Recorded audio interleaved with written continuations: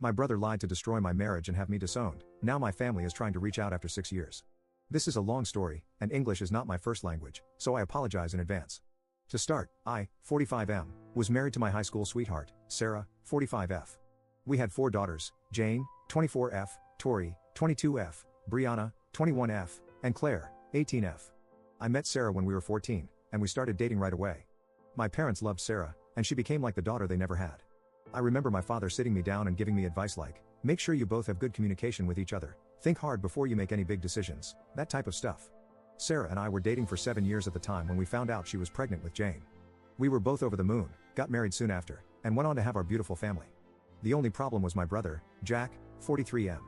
Jack always had a crush on Sarah, and it kind of harmed my relationship with him. However, I tried to let it go because he was my brother, and Sarah also knew and had reassured me that she didn't have feelings for him. My limit was reached when Jack found out about mine and Sarah's engagement. He confessed his love for her and tried to convince her to leave me.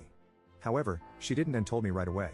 At this point, I was mad at Jack, and I was ready to brawl it out with him, but Sarah asked me not to. I was seriously prepared to cut my brother out of my life. It took Sarah and my parents, 68M and 66F, to convince me not to. My marriage with Sarah went amazingly. Like any other couple, we had our ups and downs, but I wouldn't change anything about it. We were a passionate couple who loved each other and their children more than anything. My relationship with my brother improved after the incident, and I truly believed he had gotten over his crush on Sarah. Little did I know that he not only still had a crush on Sarah, but was also planning to break us up. One day, more than 6 years ago, I arrived home after a week away due to work and found my family waiting for me in the living room. Sarah and my daughters were crying, and when they saw me, they started to scream at me.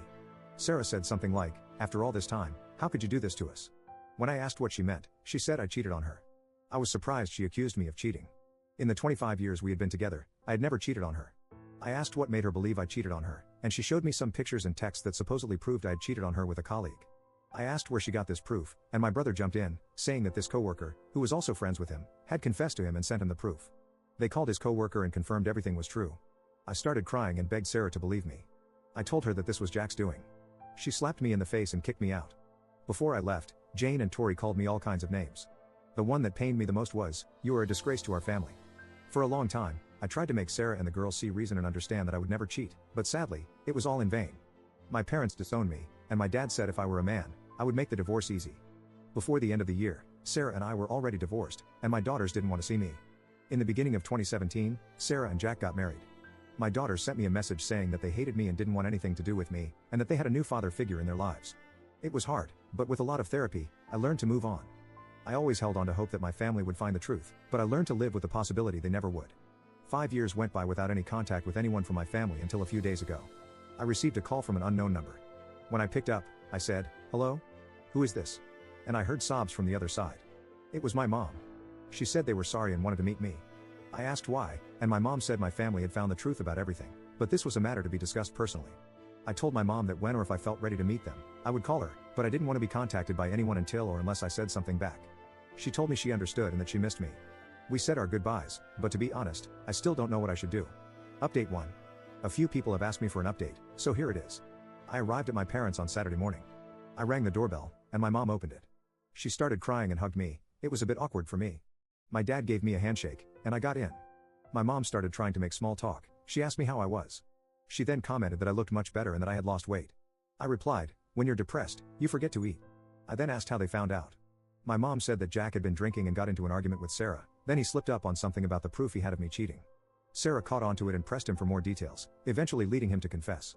Sarah and my daughters wanted to contact me, but my mom said it would be better if she just contacted me. I started laughing. My dad was a little mad and asked me, "What's so funny?" I said that my brother probably spent years trying to separate me and Sarah and ended up ruining it all by himself. All he had to do was be quiet, and he could continue with his beautiful life. I then asked my parents if they could imagine how our lives would be if they and Sarah hadn't tried to convince me to forgive my brother after he tried to convince Sarah to run away with him. My dad started crying. It was the first time in my 45 years of life that I had seen my old man cry. He started apologizing, saying he was an awful father but that he, my mom, Sarah, and my daughters were all sorry. I was able not to cry, and I told them that I would love to reconcile, but it would take time. My mom asked me if she could give the green light to Sarah to contact me. I said yes. They then asked more about my life, as they wanted to know how I was doing. Overall, it was better than I expected. The next day, Sarah sent me a message and asked me if she could call me. I replied a few hours later that she could. Not even 5 minutes later, she called me. She asked me how I was. I told her that given the circumstances, I could be worse. I asked how she and our daughters were. She said that they were not so good. After my brother confessed, Sarah and my daughters felt remorseful and kicked my brother out. I asked Sarah a few questions. Why did she marry Jack so quickly and how come she didn't believe me? She started crying. She said that during and after our divorce, my brother had been her rock. Sarah said that they eventually started dating, and they got married because, and I was shocked to hear this, she got pregnant. I was a bit taken aback when I heard it. I asked if she could repeat it, and she did. I told her that I needed time. I warned that the chances of us getting back together were not looking good, and I didn't want her to have false hopes. She cried a bit more, but said she understood. She ended the conversation with an "I love you, I just said goodbye." Update 2. My mom was the bridge of communication between me and my daughters. I messaged her that I wanted to meet my daughters in a public place, and she recommended a park, and we met yesterday. When I got there, my daughters had already arrived. I only had a few seconds to process seeing them for the first time in more than half a decade because Jane, my 24-year-old, jumped on me. She was crying and kept saying she was sorry and asked me not to hate them. We stayed hugging for a few minutes. It seemed like she didn't want to let me go.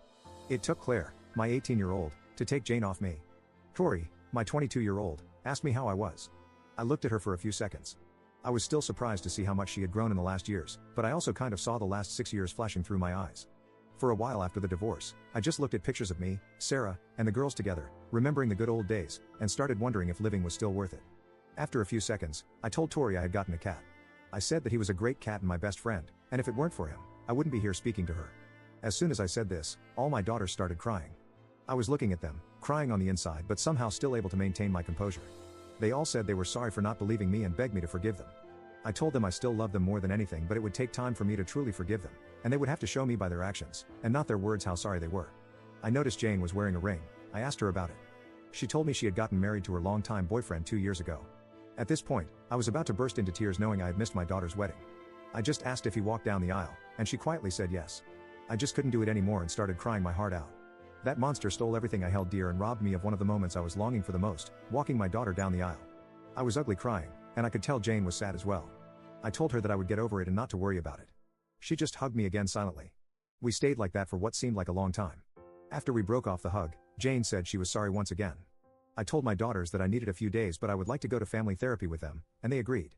Me and my daughters were catching up about each other's lives, and it felt good to have a normal conversation with them. They gave me their phone numbers, we said our goodbyes, and I hugged every single one of them tightly for a long time. Update 3. I would like to start by thanking everyone for their support. A user has been messaging me, and his input on my situation has been very helpful. I explained to him that Jack was always praised by our parents due to his grades and was somewhat always competitive. This user believed that my brother could be a narcissist and saw Sarah and my daughters as trophies. My daughters and I attended therapy last Saturday. I got in first and explained to the therapist my concerns about Jack being a narcissist.